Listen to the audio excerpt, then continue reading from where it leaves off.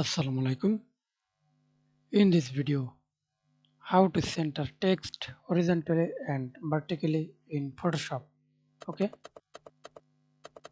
see this step vertically text, hold Ctrl and select another vertically text. Go to align, center, middle center, Ctrl Z for back. Then hold Ctrl Z for group and see this horizontally. Hold Ctrl, select another horizontal text, center. Okay,